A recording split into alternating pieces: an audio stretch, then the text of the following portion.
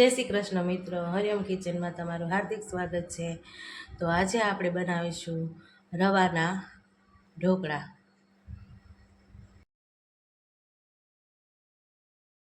અહીંયા મેં 1 પેકેટ રવો લીધો છે અને તેને ચાળી લેવાનો છે। હવે તેને એક બાઉલમાં લઈ અને ખાટી છાશ ઉમેરવાની છે।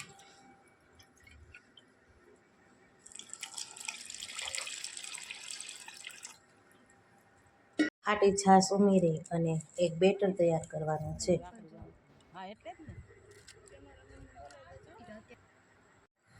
હવે આપણું બેટર એકદમ મિક્સ થઈ ગયું છે અને તેને 10 મિનિટ માટે ઢાંકીને સોજીને કે રવાને પલળવા દઈશું, જેનાથી એકદમ સોફ્ટ અને મુલાયમ ઢોકળા બને।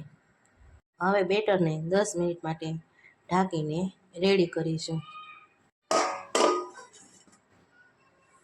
તો આપણું રવાનું બેટર એકદમ તૈયાર છે। હવે તેમાં ઈનો,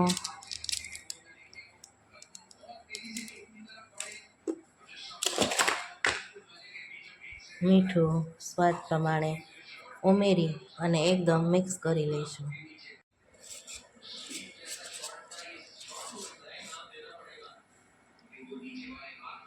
તો આપણું રવાનું બેટર એકદમ ફૂલીને ફીણી ગયું છે, તમે જોઈ શકો છો એમાં બબલ્સ પણ બનવા માંડ્યા છે। તો આપણું બેટર એકદમ તૈયાર છે। હવે તેને સ્ટીમરમાં કે ઢોકળિયામાં સ્ટીમ કરી લઈશું। આપણે ઢોકળિયામાં 2 ગ્લાસ જેટલું પાણી લઈશું। 3 ટીપા થાળીમાં તેલ નાખી અને થાળીને ગ્રીસ કરી લઈશું। હવે તેમાં ઢોકળાનું બેટર પાથરી લઈશું। હવે આપણે વાટકીમાં ઢોકળાનું બેટર પાથરી લઈએ।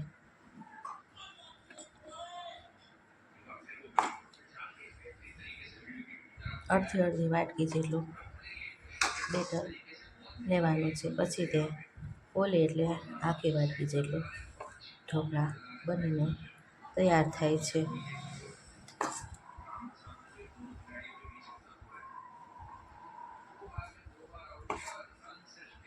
તો આવી રીતે બધી વાટકી ભરીને તૈયાર કરી લેવાની છે। આવી રીતે ઢોકળિયામાં આપણે કે સ્ટીમરમાં વાટકી અને થાળીમાં બેટર પાથરી અને ઢાંકણ ઢાંકી અને 15 મિનિટ માટે ચડવા દઈશું। હવે ઢોકળિયાને આપણે 10 મિનિટ માટે ઢોકળા ચડવા મૂકી દીધા છે અને 10 મિનિટ માટે ઢોકળા ચડવા દઈશું। હવે આપણે 15 મિનિટ થઈ ગઈ છે અને ઢોકળાને તપાસી લઈશું કે ચડી ગયા છે કે નહીં।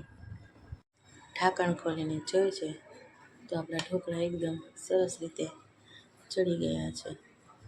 તો હવે તેના માટે વઘાર કરીશું। તેને છરી વડે કટિંગ કરી લઈશું।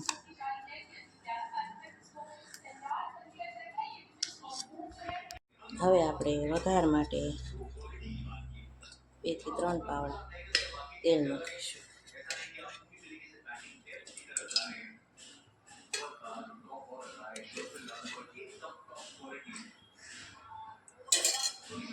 વઘાર માટે મેં તલ, લીલી મરચી, રાઈ, જીરું અને લીમડો, હવે તેનો આપણે વઘાર મારીશું।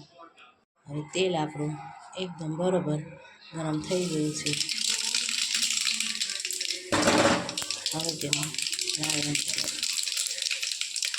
ત્યારબાદ તેમાં લીલી મરચી, ત્યારબાદ તેમાં મીઠા લીમડાના અને ત્યારબાદ તેમાં તલ સફેદ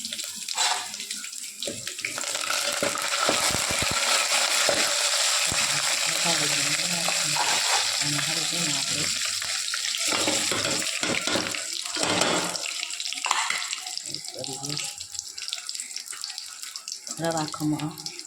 રવા ઢોકળા એડ કરી દઈશું।